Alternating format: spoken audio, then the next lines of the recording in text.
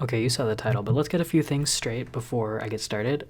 Things I don't have: formal cosmetology training, experience bleaching anyone's hair beside my own, and patience.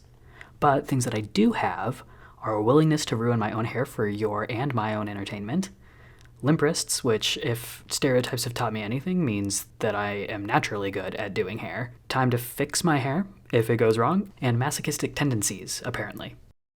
Alright, let's get into it. Some things you're gonna need: bleach powder, developer of your choice. I'm using 30 volume, a mixing bowl, brush and clips, hair ties, not just one, I don't know why there's only one, a comb, several pairs of gloves, mirrors, I like to use a hand mirror as well, foils if you're into that sort of thing, conditioner for protecting your skin, a towel you don't care about, oh yeah, a shirt you don't care about, here's the one I'm wearing, and a sink or somewhere to wash things off or throw them when they're covered in bleach. Some optional things: a plastic bag or a cap if you're fancy, a deep conditioner or hair mask for afterwards, contingency plans such as various wigs, hats, or if worse comes to worse, clippers.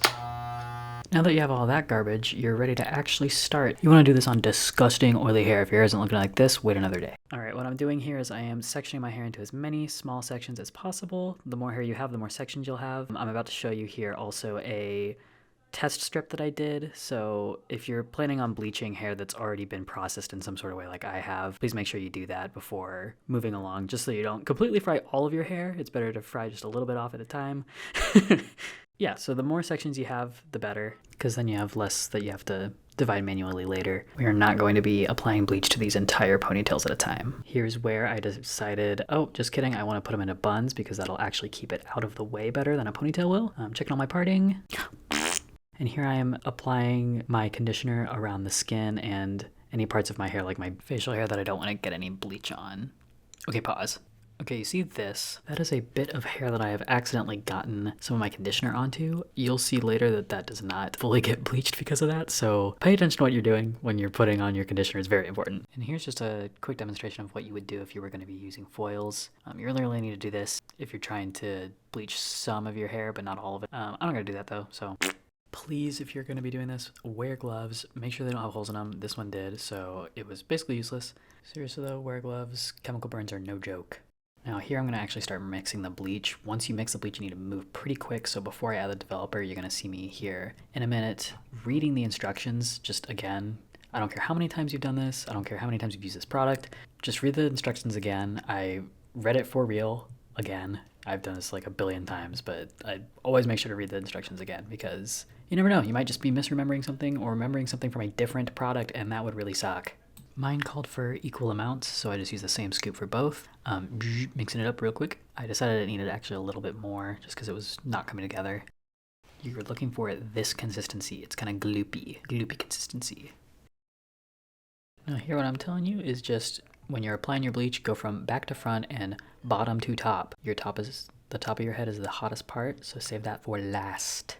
Now remember what I said earlier about not putting bleach on just the entire ponytail. We are going to section it into smaller sections. Yes. Use your clips to hold that out of the way and go little bit by little bit. This is honestly probably too big of a section, so maybe don't do that. When you're applying that bleach, make sure that it gets on both sides of the hair. You do not want it to be on just one side of your hair. You can, especially if you have thicker hair strands, just bleach one side of your hair and it looks bizarre. Really work it in there. We want it to get completely saturated, so you have less spotting, and here I am checking for that.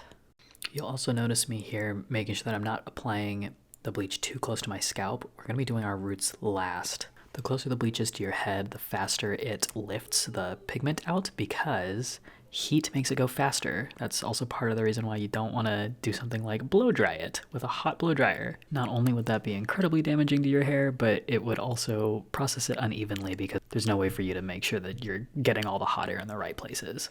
Now we're skipping ahead to root application because I'm not going to make you guys sit through all of that. Here I am pretending that I'm going to use a brush, but I'm not. I never do. If you have someone to help you, using the brush makes a lot more sense just because you can actually see what you're doing. You can always use your mirror to make sure that you're getting everything with it, but I like to apply what I call the shampoo method, where I just glop a bunch on my roots and then smush it around a bunch and then comb through it. You'll see towards the end here why maybe that isn't such a good idea when you have hair as long as I do. I hadn't yet done that with hair this long. I'd only ever done it when I had very short hair. And it ended up all yucky and spotty, so I ended up having to do some touch-ups for that. Hey, you live and you learn. Now I'm gonna be putting my hair into a plastic bag to keep all the heat in there and help it all process evenly. And I sat like this for about 20 more minutes before rinsing it out in lukewarm water, not hot, not freezing cold. Don't torture yourself. You don't get to see the shower, sorry. But this is what it looked like. Definitely spotty in some places. You can see that piece at the nape of my neck that totally got missed. So I asked my fiance to help me a little bit, and we did some touch-ups a couple days later after slathering my hair in oil and leaving conditioner to help breathe some life back into it. And here's what it looks like after those touch-ups. Yay! See, not a complete disaster. It's, you know, it leaves a little bit to be desired, but it is just the first step in a several-month-long process of getting my hair blue so I can be James from Pokemon for Halloween. And this is what we're working with in the meantime. Thanks for watching. Bye! And and what can I say? And masochistic and oh my gosh, and masochistic tendencies, and fuck, dude.